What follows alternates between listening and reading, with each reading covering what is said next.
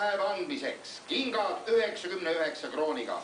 Uus soodne kingapood Shoe annab esimesele 99 ostjale jalanõud vaid 99 krooniga.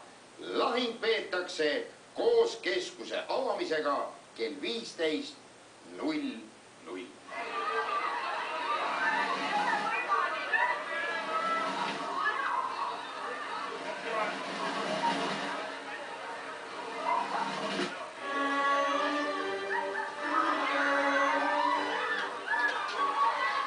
Paulvere kellamees Kristjan Libli oleks öelnud seda nähes, et sõda Leipzigi linna all.